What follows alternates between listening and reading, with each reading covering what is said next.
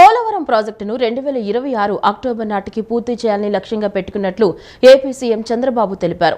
2025 December నాటికి diaphragm wall పూర్తి కావాలని అధికారులకు చెప్పానని తెలిపారు.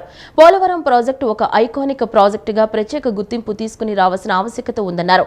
వాస్తవిక దృక్పథంతో పనులు పూర్తి చేయడం, అందుకనుగుణంగా నిర్దేశించుకున్న లక్ష్యాలను ఛేదించే క్రమంలో అధికారులు మరింత సమర్థవంతంగా పనితీరు చూపాల్సి ఉంటుందన్నారు. పోలవరం ప్రాజెక్టు వద్ద సీఎం చంద్రబాబు సోమవారం సుడిగాలి పర్యటన చేశారు. హెలికాప్టర్లో పోలవరం చేరుకున్న సీఎం వస్తూనే విహంగ వీక్షణం చేశారు. ఆ తర్వాత మంత్రి నిమ్మల రామానాయుడు ఇతర అధికారులతో కలిసి వ్యూ పాయింట్కు వెళ్లారు. పోలవరం గ్యాప్ 1 పనులను పరిశీలించి ఛాయాచిత్ర ప్రదర్శనను తిలకించారు. ప్రాజెక్టు రోడ్డు మార్గం ద్వారా నిర్మాణ ప్రాంతానికి వెళ్లి అక్కడి పనులు పరిశీలించారు. డయాఫ్రమ్ వాల్ నిర్మాణ పనులపై ఆరా తీశారు. అనంతరం అధికారులతో సీఎం సమీక్ష నిర్వహించారు. పోలవరం ప్రాజెక్టు పనుల షెడ్యూల్ను ప్రకటించారు. పోలవరం ప్రాజెక్టు ఏపీకి జీవనాడి అని సీఎం చంద్రబాబు అన్నారు. ఈ ప్రాజెక్టు వల్ల 7.2 లక్షల ఎకరాలకు కొత్త ఆయుకట్టు అందుబాటులోకి వస్తుందన్నారు. 28 లక్షల మందికి తాగునీరు, 960 మెగావాట్ల విద్యుత్ ఉత్పత్తి సాధ్యపడుతుందన్నారు. విశాఖ పారిశ్రామిక అవసరాలు, తాగునీటికి 23 టీఎంసీలు అందుబాటులోకి వస్తాయని చెప్పారు. పోలవరం, అమరావతి రాష్ట్రానికి 2 కళ్ళు అని అన్నారు. పోలవరం పూర్తి చేసి నదుల అనుసంధానం చేస్తే రాష్ట్రానికి గేమ్ చేంజర్ అవుతుందని తెలిపారు. పట్టిసీమ ద్వారా కృష్ణానదికి అనుసంధానం చేశామని, రాబోయే రోజుల్లో నేరుగా కృష్ణా నుంచి నాగార్జున సాగర్ కెనాలు అనుసంధానం చేయాలని చెప్పారు. గొల్లపల్లి రిజర్వాయరు వస్తే చాలా వరకు ఇబ్బంది ఉండదు. వెలుగొండ ఇరిగేషన్కు కూడా నీళ్లు ఇచ్చే పరిస్థితి వస్తుందన్నారు. అక్కడి నుంచి బనకచెర్లకు నీటిని తీసుకువెళ్లవచ్చని పేర్కొన్నారు. నేరుగా నీటిని విశాఖకు కూడా తరలించి ఉత్తరాంధ్ర సుజల స్రవంతి అక్కడి నుంచి వంశధారకు వెళ్తుందన్నారు. ఈ పనులన్నీ పూర్తి చేయగలిగితే రాష్ట్రంలో అన్ని జిల్లాలకు ఉపయోగం ఉంటుందన్నారు. శ్రీకాకుళం నుంచి కర్నూలు, నెల్లూరు, చిత్తూరు, తిరుపతి వరకు నీటి సమస్య ఉండదని తెలిపారు. ప్రాజెక్టు ప్రాముఖ్యత చూస్తే 50 లక్షల క్యూసెక్కులు డిశ్చార్జ్ చేసే సామర్థ్యం ఉందని, 93 మీటర్లు డయాఫ్రమ్ వాల్, అత్యంత ఎత్తైన స్పిల్వే గేట్లు ఏర్పాటు చేస్తున్నామని అన్నారు. బహుళ ప్రయోజనాల కోసం వినియోగించే ప్రాజెక్టు పోలవరం అని సీఎం చంద్రబాబు తెలియజేశారు.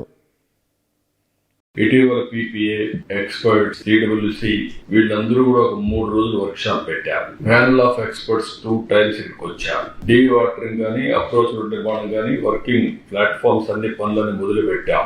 మళ్ళీ దీన్ని స్పీడప్ చేస్తున్నాం. ఈ స్పీడప్ చేసే కార్యక్రమంలో మీరు చూస్తే కొత్తగా డయాఫామ్ వాల్, ECRF డ్యామ్ 2 కూడా ప్యానల్ గా చేయొచ్చని కూడా ఇండికేషన్ ఇస్తున్నారు. దాన్ని కూడా ఫాలో అప్ చేస్తున్నాం. ఇంకో పక్క దెబ్బతిన్న డయాఫామ్ వాల్ స్థానంలో కొత్త డయాఫామ్ వాల్ ఇప్పుడే మీరు చూశారు. అది కూడా వర్క్ స్టార్ట్ చేస్తున్నాం. కొత్త డయాఫామ్ వాల్ ఎక్విప్మెంట్ అంతా కూడా వస్తుంది, మెషిన్స్ అవన్నీ. ఇది జనవరి 2వ తారీఖున ప్రారంభం అవుతుంది, వర్క్ స్టార్ట్ అవుతుంది. 2026 మార్చి నాటికి డయాఫామ్ వాల్ అన్నారు, కానీ నేను చాలా స్పష్టంగా చెప్పింది 2025 డిసెంబర్కే డయాఫామ్ వాల్ పూర్తి కావాలని. ECRF గ్యాప్ 1 డిసెంబర్ 10న పనులు మొదలవుతాయి. 26 ఫిబ్రవరిలో పూర్తి చేస్తామన్నారు. అవసరమైతే ప్రీపోన్ చేయమంటున్నారు. ECR గ్యాప్ 2 పనులు మొదలైనాయి. 27 డిసెంబర్ అంటున్నారు, కుదరదు, ఇంకా ముందే చేయాలన్నా. కనీసం 26 మే, జూన్, జూలై లోపల చేస్తే మనకు ఒక సీజన్ కలిసి వస్తుంది. నీళ్లు కూడా పెట్టుకోవడానికి అవకాశం ఉంటుంది. గ్రాడ్యువల్ గా పెట్టాల్సి వస్తుంది. కనీసం 26 నుంచి వాటర్ ని బిల్డప్ చేయడానికి మనకు టైం అంతా కూడా 26 మీరు చూస్తే ఇక్కడ అక్టోబర్ వరకు ఉధృతంగా ఫ్లో ఉంటుంది. 3 ఏళ్లలో ప్రజా రాజధాని అమరావతి నిర్మాణం పూర్తి చేస్తామని మంత్రి నారాయణ తెలిపారు. 43వ CRDA అథారిటీ సమావేశంలో 24,276 కోట్లకు ఆమోదం లభించిందన్నారు. మొత్తంగా రాజధాని నిర్మాణ పనులకు 45,249.24 కోట్లకు ఆమోదం చేయడం జరిగిందన్నారు. రాజధానిపై సాంకేతిక, న్యాయపరమైన సమస్యలు లేకుండా ముందుకెళ్తున్నామన్నారు. రాజధాని రైతుల సమస్యలకు త్వరలోనే పరిష్కారం చూపిస్తామని స్పష్టం చేశారు. సీఎం చంద్రబాబు నేతృత్వంలో జరిగిన CRDA 43వ అథారిటీ సమావేశంలో అమరావతి రాజధానికి సంబంధించి ట్రంక్ రోడ్లు, లేఅవుట్లు, ఐకానిక్ భవనాల నిర్మాణాలకు 24,276 కోట్లకు ఆమోదం లభించిందని రాష్ట్ర పురపాలక పట్టణాభివృద్ధి శాఖ మంత్రి పి. నారాయణ వెల్లడించారు. ఈ మేరకు రాష్ట్ర సచివాలయంలో సోమవారం నిర్వహించిన మీడియా సమావేశంలో ఆయన మాట్లాడుతూ, ఇప్పటి వరకు జరిగిన గత 4 CRDA అథారిటీ సమావేశాల్లో మొత్తంగా 45,249.24 కోట్లకు ఆమోదం లభించిందన్నారు. అసెంబ్లీని 103 ఎకరాల్లో 250 మీటర్ల ఎత్తులో 11.22 లక్షల చదరపు అడుగుల విస్తీర్ణంలో నిర్మిస్తామని తెలిపారు. అసెంబ్లీ సమావేశాలు లేని మిగతా రోజుల్లో ప్రజలు అసెంబ్లీ భవనంపై నుంచి రాజధానిని తిలకించే సౌకర్యం కల్పిస్తామన్నారు. హైకోర్టు భవనాన్ని 20.32 లక్షల చదరపు అడుగులు 42 ఎకరాల్లో 55 మీటర్ల ఎత్తున 8 అంతస్తుల్లో 1048 కోట్లతో నిర్మించనున్నట్లు మంత్రి పేర్కొన్నారు. అదేవిధంగా జీఏడీ పరిపాలనా భవనాన్ని 17.03 లక్షల చదరపు అడుగుల విస్తీర్ణంలో 47 అంతస్తులతో నిర్మించనున్నట్లు చెప్పారు. దీంతో పాటు మొత్తం 5 టవర్లతో కూడిన వివిధ భవనాలు 68.88 లక్షల చదరపు అడుగుల్లో 4,688 కోట్లతో నిర్మిస్తామని తెలిపారు. వచ్చే సోమవారం నాటికి టెండర్లను పిలిచే కార్యక్రమం ప్రారంభించడం జరుగుతుందని, ఈ నెలాఖరులోగా వీలైనంత మేరకు టెండర్లు పూర్తయ్యే విధంగా చర్యలు తీసుకుంటామని, ఇంకా ఏమైనా మిగిలి ఉంటే జనవరి నెలాఖరులోగా టెండర్ల ప్రక్రియ పూర్తి చేస్తామని మంత్రి నారాయణ స్పష్టం చేశారు. అమరావతి క్యాపిటల్ సిటీలో ఏవైతే trunk roads, layout roads, assembly building, high court, iconic towers 5 వీటికి సంబంధించి యాక్చువల్ గా అథారిటీ 24,276 కోట్లకి యాక్చువల్ గా అప్రూవల్ ఇవ్వడం జరిగింది. 24,276 కోట్లు. సో వీటితో మొత్తం ఇంతవరకు 41 authority meeting, 42 authority meeting, 43 authority meeting, ఈ మూడిట్లో కలిసి 45,249 కోట్లు ఈ రోజు అథారిటీ యాక్చువల్ గా పర్మిషన్ ఇచ్చింది.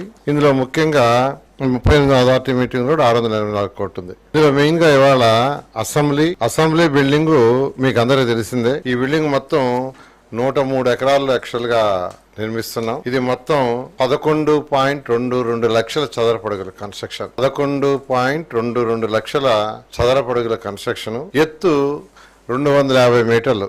ఈ అసెంబ్లీ సంవత్సరంలో జరిగేది 40 నుంచి 50 రోజులే. రిమైనింగ్ డేస్ లో ప్రజలు దాన్ని యాక్చువల్ గా ఏంటంటే ఆ టవర్ పైనకి సిటీ మొత్తం చూడొచ్చు. అలా యాక్చువల్ గా దాన్ని డిజైన్ చేయడం జరిగింది.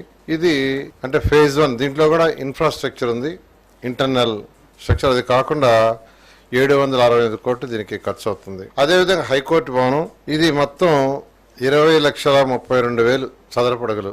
20,32,000 చదరపడుగులు. ఇది 42 ఎకరాల్లో నిర్మిస్తున్నాం. ఇది basement plus ground plus 7 floors. మొత్తం 55 మీటర్లు ఉంటుంది. దీని హైట్ 55 మీటర్లు. ఆంధ్రప్రదేశ్ రాష్ట్రంలో ఎటువంటి ప్రకృతి విపత్తులు సంభవించినా ఎదుర్కొనేందుకు పూర్తిగా సన్నద్దమవుతున్నట్లు ఏపీ హోంమంత్రి వంగలపూడి అనిత చెప్పారు. విజయవాడను బుడమేరు వరదలు ముంచెత్తినప్పుడు ఎస్డీఆర్ఎఫ్, ఎన్డీఆర్ఎఫ్ బృందాలు ద్వారా సమర్థవంతంగా ఎదుర్కొన్నామని చెప్పారు. కృష్ణా జిల్లా గన్నవరం మండలం కొండపావులూరులోని జాతీయ విపత్తు నిర్వహణ సంస్థ సౌత్ క్యాంపస్ను హోంమంత్రి అనిత సోమవారం సందర్శించారు. ఆంధ్రప్రదేశ్ రాష్ట్రంలోని విపత్తు రిస్క్ తగ్గింపుపై 3 రోజుల పాటు నిర్వహిస్తున్న శిక్షణా కార్యక్రమాన్ని అనిత ప్రారంభించారు.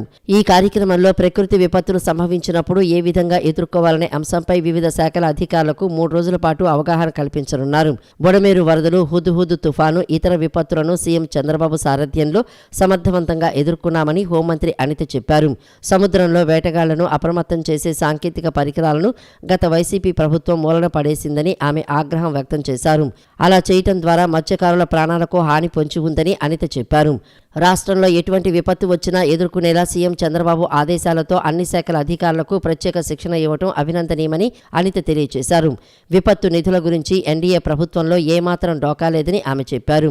ఎన్ఐడిఎం వంటి సంస్థలు ఇస్తున్న శిక్షణను అన్ని శాఖల అధికారులు సద్వినియోగం చేసుకోవాలని ఆమె కోరారు.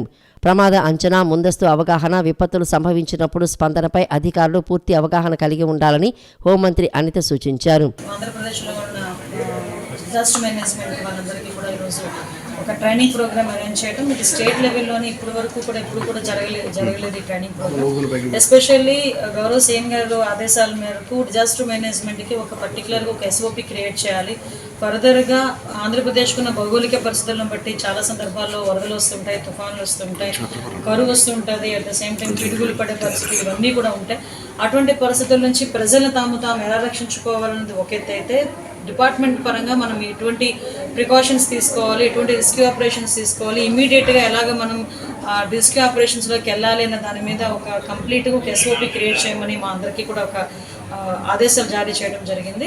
ఆదేశాల మేరకు ఈరోజు ఇక్కడ డిజాస్టర్ మేనేజ్మెంట్, ఈ national institute of disaster management వాళ్ళ తరపు నుంచి ఈరోజు మేము అందరం కూడా కోరాం. ఆ రోజు ఒక ట్రైనింగ్ ప్రోగ్రామ్ కావాలి డిపార్ట్మెంట్ వాళ్ళందరికీ. అది ఈరోజు ఒక 3 days ట్రైనింగ్ ప్రోగ్రామ్ ఈరోజు కండక్ట్ చేశారు. దానికి ఇనాగ్రేషన్కి ఈరోజు ఇక్కడ నేను రావడం జరిగిందండి. ఇందులోని అన్ని డిపార్ట్మెంట్ వాళ్ళని ఫర్దర్గా ఇప్పుడు agriculture, irrigation, even though women and child welfare department వాళ్ళని కూడా ఈరోజు ఇన్వాల్వ్ చేసి మనకి Panchayati Raj department, urban development department అందరినీ కూడా ఈరోజు తీసుకొచ్చి ఈరోజు ఇక్కడ ఒక దగ్గర ఏర్పాటు చేసుకుని AP special CS RP Sisodia మాట్లాడుతూ రిస్క్ నిర్వహణపై అధికారులకు ఒకంత అవగాహన ఉండటం వల్లనే విజయవాడ వరదలను ఎదుర్కోగలిగామని తెలిపారు. మరింత అవగాహన కలిగి ఉంటే సింగనగర్ ప్రాంతంలో చనిపోయిన 25 మందిని కూడా రక్షించేవాళ్లమని అన్నారు. సాంకేతికతను పూర్తి స్థాయిలో సద్వినియోగం చేసుకుంటూ ప్రత్యేక శిక్షణ నిర్వహించడం ద్వారా ఎటువంటి విపత్తులు అయినా ఎదుర్కోగలమని తెలిపారు. We have, well, till now, it was basically knee-jerk reaction, just the firefighting part of it. Floods are coming, cyclones are coming, we are attending, we are responding. But now this is the time, this is the lean time, from January onwards till the next monsoon, at least as far as floods and cyclones are concerned, we can have a sigh of respite and utilize this time effectively, fruitfully, for training all the people who are there in the job. Because disaster doesn't announce before coming. So preparedness for the disaster is one of prerequisite. If you can anticipate the disaster, తాను ఎన్నటికీ పార్టీకి నష్టం చేకూర్చే పనులు చేయనని నూజివీడు గౌతుల చిన్న విగ్రహావిష్కరణ కార్యక్రమం విషయంపై ముఖ్యమంత్రి చంద్రబాబు నాయుడికి క్షమాపణ కూడా చెప్తున్నారని మంత్రి పార్థసారథి అన్నారు. నూజివీడులో జరిగిన గౌతుల చిన్న విగ్రహావిష్కరణ కార్యక్రమం పార్టీలకు అతీతంగా జరిగిందని, ఈ సభలో పలువురు ప్రజా ప్రతినిధులు పాల్గొన్నారని తెలిపారు. వైసీపీ నాయకుడు జోగి రమేష్ కూడా వచ్చారని, ఇది అనుకోకుండా జరిగిన కార్యక్రమమని చెప్పారు.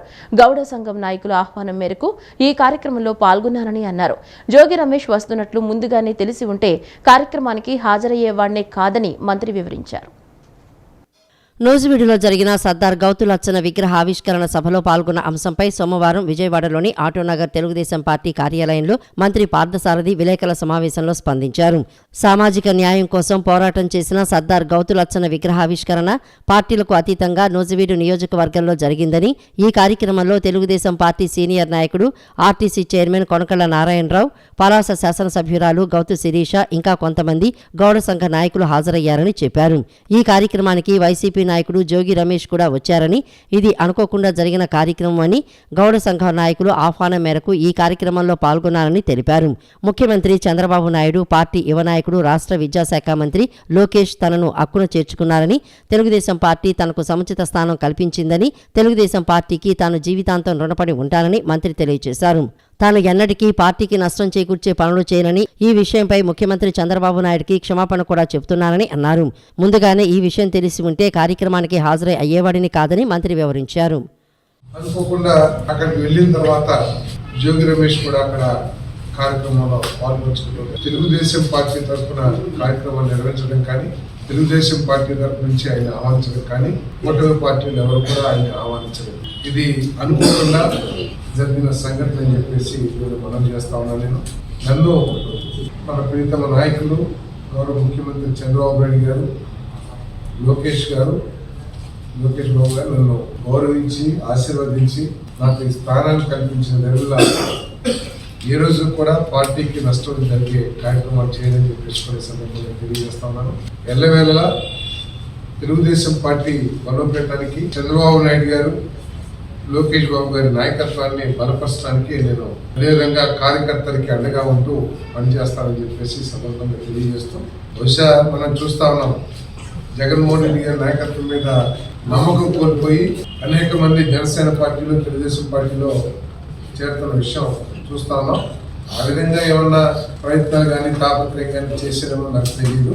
నేను మాత్రం అది అనుకోకుండా జరిగిన సంఘటన అని చెప్పేసి మనం చేస్తూ ముఖ్యమంత్రి చంద్రబాబుతో ఉప ముఖ్యమంత్రి పవన్ కళ్యాణ్ సోమవారం భేటీ అయ్యారు. పంచాయతీరాజ్ శాఖపై సమీక్ష అనంతరం వీరిరువురు సచివాలయంలో విడిగా సమావేశమయ్యారు. పవన్ కళ్యాణ్ సోదరుడు కె నాగబాబుకు మంత్రి పదవి ఇవ్వాలని ఇప్పటికే నిర్ణయించిన నేపథ్యంలో ఆ అంశంపై ఇరువురి మధ్య చర్చ జరిగినట్లు సమాచారం. 3వ విడత నామినేటెడ్ పోస్టుల నియామకంపైన చర్చించినట్లు తెలిసింది. వీటితో పాటు తాజా రాజకీయ పరిణామాలు ఇరువురి భేటీలో చర్చకొచ్చాయి. ఏజెన్సీ ప్రాంతాల్లో డోలీ మోతలు ఆగిపోవాలని అధికారులను సీఎం చంద్రబాబు ఆదేశించారు. తగిన సదుపాయాలు లేని గిరిజన గ్రూపులు నివసిస్తున్న ప్రాంతాల్లో రోడ్డు కనెక్టివిటీ కల్పించి డోలీ మోతల ఇబ్బందులు లేకుండా చేయాలని పంచాయతీరాజ్ గ్రామీణాభివృద్ధి శాఖ అధికారులను చంద్రబాబు ఆదేశించారు. సచివాలయంలో చంద్రబాబుతో డిప్యూటీ సీఎం పవన్ కళ్యాణ్ ప్రత్యేకంగా సమావేశమై ఏజెన్సీ ప్రాంతాల్లోని రోడ్ల పరిస్థితిపై చర్చించారు. తగిన సదుపాయాలు లేని గిరిజన గ్రూపులు నివసిస్తున్న ప్రాంతాల్లో రోడ్డు కనెక్టివిటీ కల్పించి డోలీ మోతల ఇబ్బందులు లేకుండా చేయాలని పంచాయతీరాజ్ గ్రామీణాభివృద్ధి శాఖ అధికారులను ఈ సందర్భంగా చంద్రబాబు ఆదేశించారు.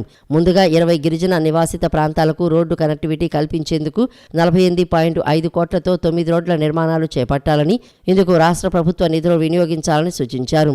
మన్యం జిల్లాలో 6, అల్లూరి సీతారామరాజు జిల్లాలో 3 రోడ్ల కనెక్టివిటీ చేపట్టేందుకు ప్రతిపాదనలు ఇవ్వాలని ఆదేశించారు. ఉపాధి హామీ పథకంలో మెటీరియల్ నిధులు రావాలంటే వేతనాల పనులు విరివిగా కల్పించాలని తెలిపారు. కూలీలకు పనులు కల్పించడం ద్వారా మెటీరియల్ నిధులు సమకూర్చుకొని గ్రామాల్లో భారీగా వసతులు కల్పించవచ్చని పేర్కొన్నారు. ఈ మేరకు చర్యలు తీసుకోవాలని అధికారులను ఆదేశించారు. అంతేకాకుండా PMGSY, PM జన్మాన్ తదితర పథకాలను సద్వినియోగం చేసుకుని గిరిజన ప్రాంతాల్లో రోడ్లను మెరుగుపరుచుకోవచ్చన్నారు. కేంద్ర ప్రభుత్వ నిధులు సమకూర్చడంతో పాటు 100 ఇళ్లలోపు నివాసిత ప్రాంతాలకు రాష్ట్ర ప్రభుత్వ నిధులు వినియోగించి రోడ్ల నిర్మాణం చేపట్టాలని ఇంజనీరింగ్ అధికారులను సీఎం ఆదేశించారు. జగన్ తప్పు చేస్తే సెక్యూ ఒప్పందాన్ని ఎందుకు రద్దు చేయలేదో చెప్పాలంటున్న రాజ్యసభ సభ్యుడు విజయ్ సాయిరెడ్డి వ్యాఖ్యలకు ఏమంటారని ముఖ్యమంత్రి చంద్రబాబును PCC అధ్యక్షురాలు వైఎస్ షర్మిల నిలదీశారు. అదానితో డీఎల్పై ప్రజా శ్రేయస్సు కోసం కోర్టు మెట్లు ఎక్కడానికి తాము సిద్ధంగా ఉన్నామన్నారు. మౌనంగా ఉంటున్నారంటే అదాని ఒప్పందం అక్రమం కాదని ఒప్పుకున్నారా అని సోమవారం Xలో ప్రశ్నించారు. అదానితో డీల్ సక్రమం కాబట్టి రద్దు చేయటం లేదని చెప్పకనే చెబుతున్నారా అని PCC అధ్యక్షురాలు వైఎస్ షర్మిల నిలదీశారు. ప్రతిపక్షంలో ఉన్నప్పుడు రాజకీయం కోసం ఆరోపణలు చేశారే తప్ప వాటిలో నిజం లేదంటారా? సెకీ ఒప్పందంపై న్యాయస్థానాన్ని ఆశ్రయించడం అంత తూచ్చని భావించాలా?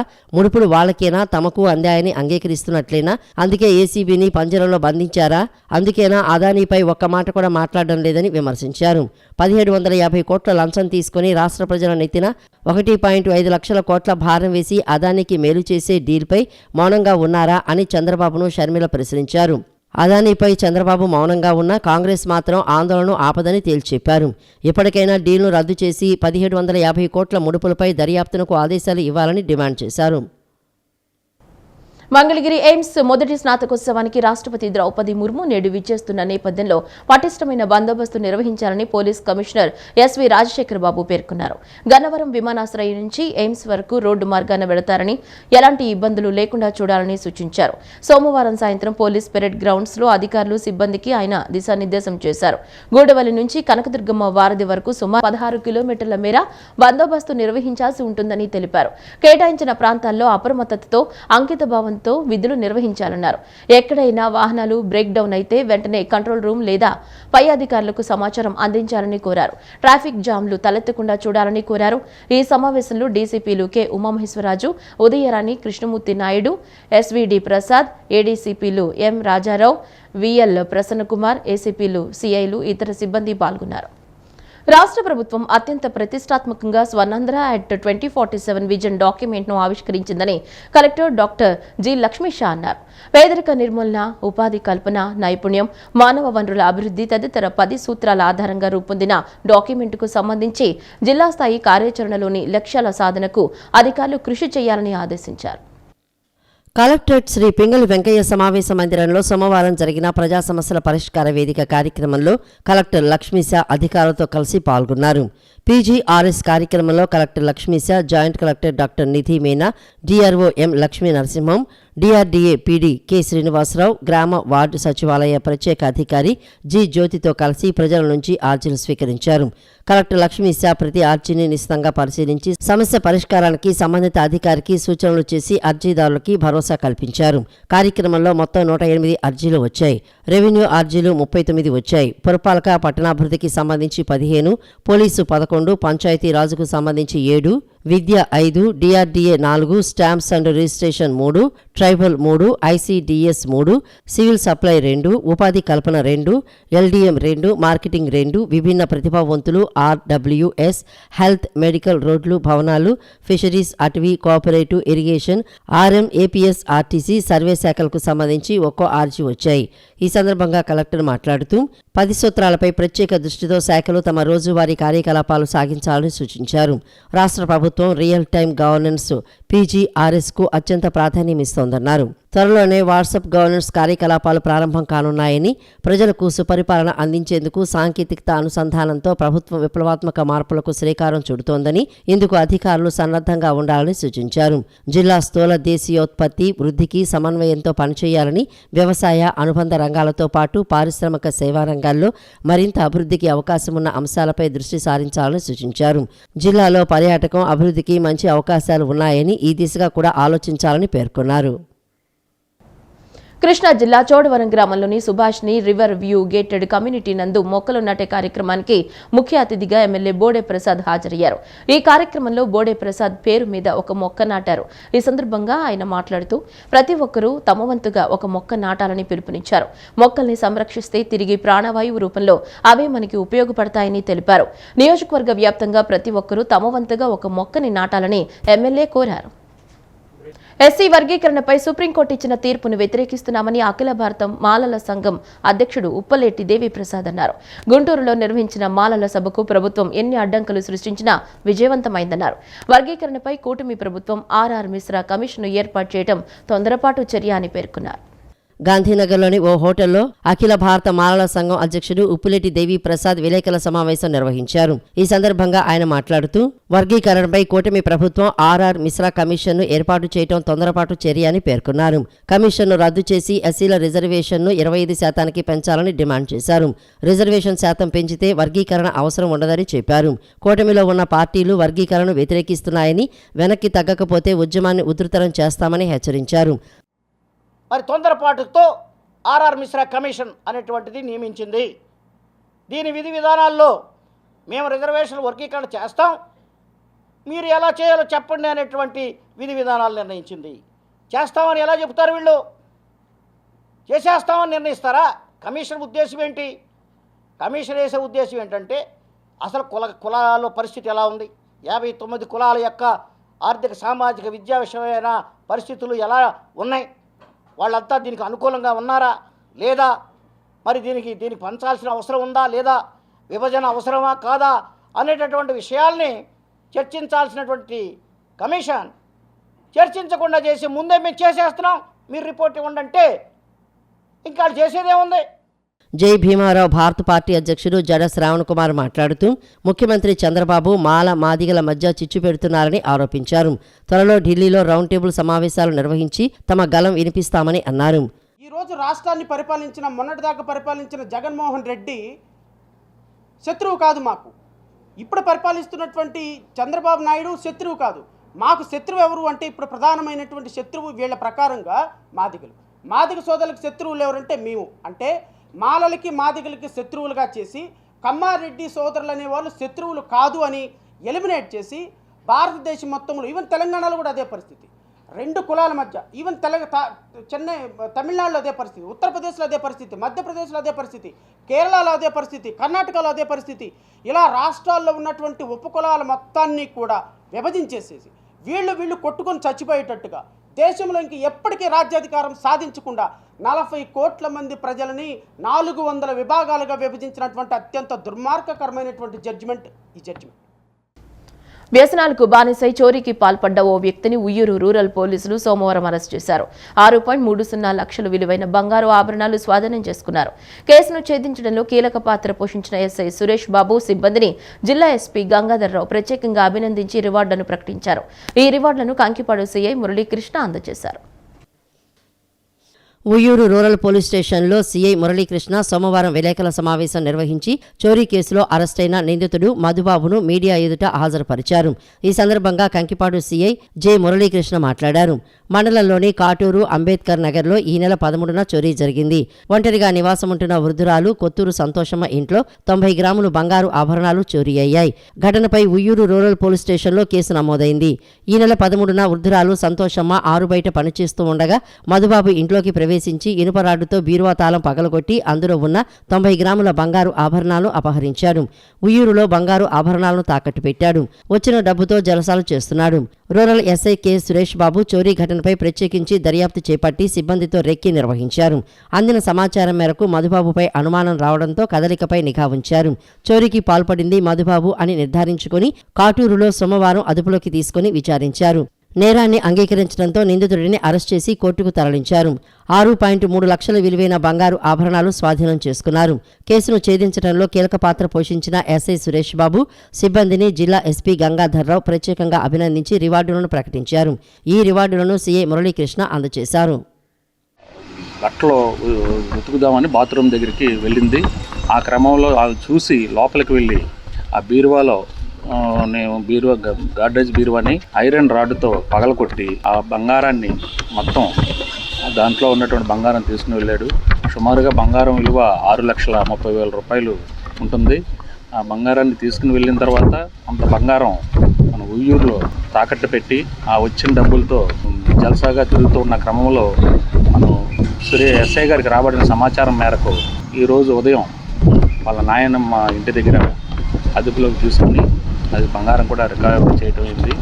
ఈ కేసులో మా ఎస్పీ గారు అయినటువంటి శ్రీ ఆర్ గంగాధర్ గారు ఐపీఎస్ గారు యొక్క ఆదేశాలతో గన్నవరం డిఎస్పీ శ్రీ శ్రీనివాసరావు గారి యొక్క పర్యవేక్షణలో ఎస్ఐ మరియు వారి సిబ్బంది ప్రత్యేకంగా తిరిగి ఇతన్ని అదుపులోకి తీసుకోవడం జరిగింది. చైనా వంటి ఇతర దేశాలతో పోల్చుకున్నట్లయితే మన భారతీయులే గణితంలో ప్రావీణ్యాన్ని కనబర్చి కంప్యూటర్ రంగంలో ప్రతిభను ప్రదర్శిస్తున్నారనడంలో అతిశయోక్తి లేదని పిబి సిద్ధార్థ కళాశాల గణిత శాస్త్ర విభాగాధిపతి ఐవి వెంకటేశ్వరరావు అన్నారు.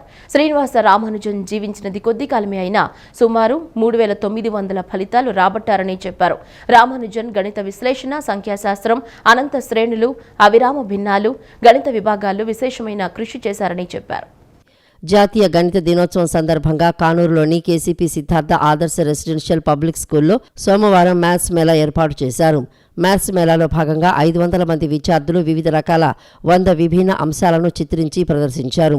వాటిలో ముఖ్యంగా బంగారు త్రిభుజం, కొలంబస్, గుడ్డు టామ్గ్రామ్, హృదయ విదారకమైన టామ్గ్రాములు, భారతీయ సంఖ్యామానము మరియు అంతర్జాతీయ సంఖ్యామానము, శంకువు, స్తూపం, గోళము మరియు అర్ధగోళముల మధ్య సంబంధం, పైథాగరస్ నమూనా, విభిన్న త్రిభుజాలు, మంత్రము 31 మరియు చతురస్ర మంత్రము, సమాంతర మరియు తిరియగ్ రేఖలు మధ్య సంబంధం, నరుడా ఏమి నీ కోరిక, మ్యాజిక్ లాక్ అద్భుతంగా చిత్రించి ఆహుతులను అలరింపచేశారు.